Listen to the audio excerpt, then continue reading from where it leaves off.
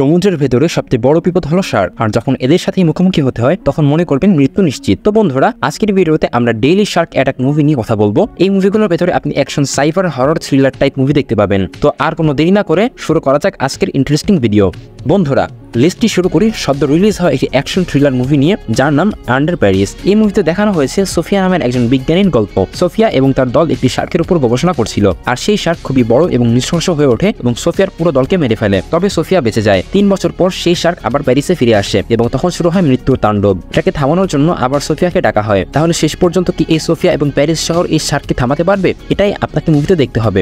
এই মুভির শুরু থেকে শেষ পর্যন্ত আপনি একদমই বোর হবেন না। আমাদের পরের মুভি হলো সামথিং ইন দ্য ওয়াটার। এই মুভিটি 2024 সালে রিলিজ হয়েছে এবং এটি একটি অ্যাকশন থ্রিলার মুভি। এই মুভিতে 5 জন মেয়ের কাহিনী দেখানো হয়েছে, যারা একটি ওয়েডিং এর জন্য মিলিত হয়। তারা একটি বোট ভাড়া নেয় এবং দূরে কোথাও ঘুরতে বের হয়। তারা একটি অজানা বিচে ছিল, তখন একটি মেয়ের উপর একটি শার্ক আক্রমণ করে। তখন বাঁচতে তারা বোট নিয়ে সেখান থেকে পালাতে চেষ্টা করে, কিন্তু বোটটি ভেঙে যায় এবং তারা খোলা সমুদ্রে শার্কের মাঝে ফেসে যায়। এরপর শুরু হয় তাদের মরা বাঁচার লড়াই। শেষ পর্যন্ত কি তারা কেউ বেঁচে ফিরতে পারবে?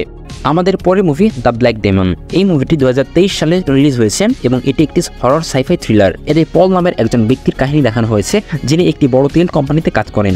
পলকে কোম্পানি একটি অজানা জায়গায় ভিজিট করতে পাঠায়, কিন্তু সে তার পরিবারের সাথে যায় যাতে তাদের ছুটিটাও হয়ে যায়। সেখানে পৌঁছানোর পরে তাদের উপর একটি বিশাল মেগালোডন শার্ক আক্রমণ করে। পল কি তার পরিবারকে বাঁচাতে পারবে, নাকি সবাই মারা যাবে? এত বড় শার্ক কোথা থেকে এসেছে, এই সবকিছু আপনি মুভিটি দেখার পর জানতে পারবেন। এটি যথেষ্ট শ্বাসরুদ্ধকর এবং থ্রিলিং এতে ভরপুর। আমাদের পরবর্তী মুভি হলো 47 মিটার্স ডাউন আনকেজড। এই মুভিটি 2019 সালে মুক্তি পেয়েছিল এবং এটি একটি হরর অ্যাডভেঞ্চার মুভি। এই মুভির মধ্যে দেখানো হয়েছে দুটি বোনের গল্প, যারা একটি আন্ডার ওয়াটার প্রাচীন শহর এক্সপ্লোর করতে যায়। কিন্তু যখন তারা সবকিছু এক্সপ্লোর করছিল, তখন তারা মারাত্মক হাঙরের এলাকার মধ্যে চলে যায়, আর তাদের সেখান থেকে বের হওয়া তাদের জন্য প্রায় অসম্ভব হয়ে যায়। শেষ পর্যন্ত কি হবে তা আপনি এই মুভির মধ্যেই দেখতে পাবেন। মুভিটির মধ্যে আপনাকে আন্ডার ওয়াটারের এত বাস্তব এবং চমৎকার দৃশ্য দেখতে পাবেন যে সবকিছুই বাস্তব মনে হবে। মুভিটি অবশ্যই একবার হলেও ট্রাই করে দেখতে পারেন। আমাদের পরবর্তী মুভি হলো দ্য গ্রেট হোয়াইট। এই মুভিটি 2021 সালে মুক্তি পেয়েছিল এবং এটি একটি অ্যাকশন থ্রিলার হরর মুভি। এই মুভির কাহিনী কিছু পর্যটকদের নিয়ে, যারা একটি দূরবর্তী দ্বীপে ঘুরতে যায় একটি সি প্লেনে।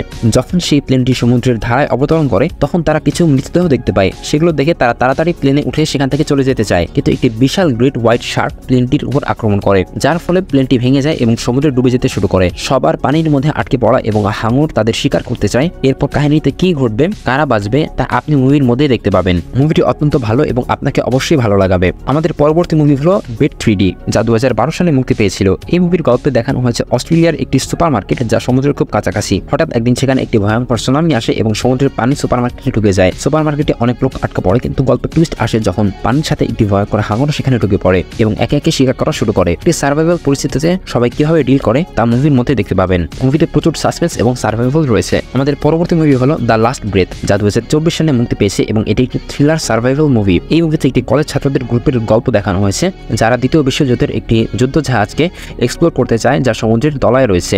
তারা ডিপ সি ডাইভিং করে সেখানে পৌঁছায়।